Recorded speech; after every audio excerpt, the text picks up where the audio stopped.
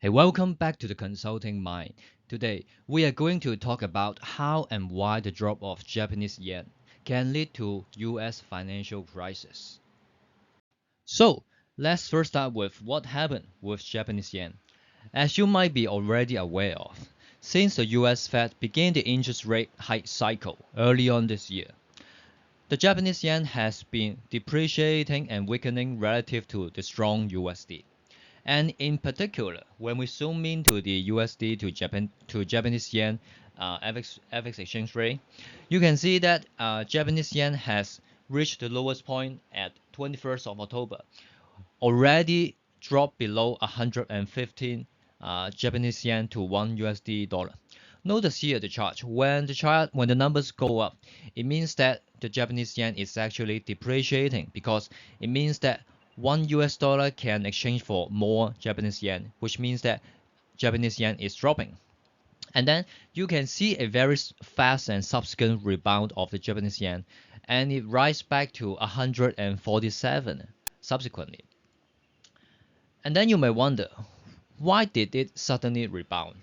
I think it would be not hard to understand and relate that to some action taken by the Bank of Japan, where the Bank of Japan intervened the FX market by selling the USD to buy the Japanese yen. But then the next critical and interesting question comes is, where is the USD coming from? But before we talk about where is the USD coming from, we should first have some understanding on the US repo market, as it has a very direct and close relationship on these matters. So, uh, when it comes to overnight repo, simply speaking, it is a financial window offered by the US Fed for the US money market fund. The Fed offers a very high and attractive interest rate as close to 3% to those US money market fund that place money into that account. And in average, it has accumulated and are close to 2.2 trillion US dollar in the account. But notice here, the US money market fund is not the only stakeholder involved in this account. There is actually two major components uh, from this account. The first one, of course, is US money market fund, and the second one is foreign money, which include but not limited to deposit that placed by other central banks like Bank of Japan. And then we can further zoom into the repo breakdown. As you can see from the table below, which is a statistic table extracted from the US Fed, you can see that actually others mean US money market fund. And the foreign official and international accounts is what have been just mentioned, like the money placed by the foreign central bank, including but not limited to the Bank of Japan, which accounts for close to 327 billion US dollar. And then we can come back to the core question now. Where is the USD coming from that the Bank of Japan used to support the yen value? Uh, It is the very two sources that we have mentioned. First is the foreign official and international account that the Bank of Japan has temporarily placed into the repo accounts to earn interest. And the second one, which is more of long-term basis instead of short-term, is the selling of the US government sovereign bond that held by Bank of Japan. Logically speaking, when the Bank of Japan need money to buy back the Japanese yen, they will first utilize the first one, which is more of short-term nature.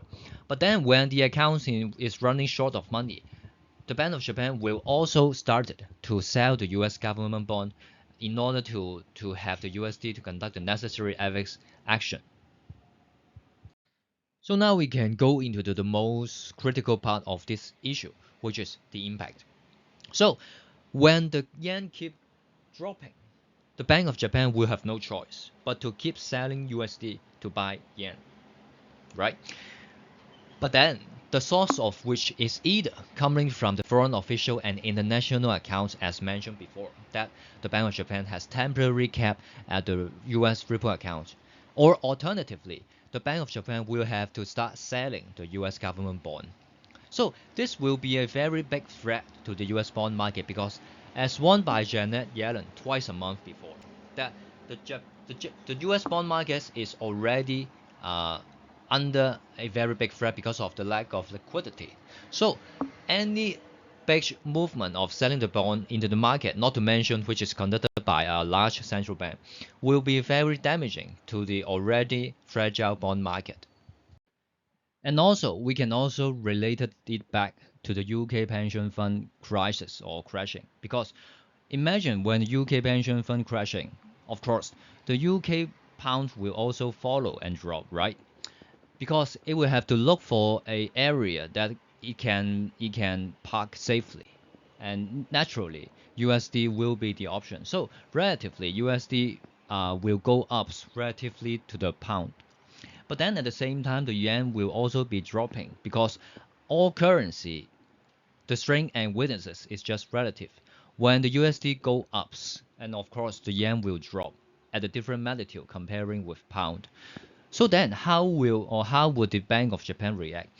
It will have no choice but to sell USD again to support the yen price, just like mentioned before, to support the price in the FX market.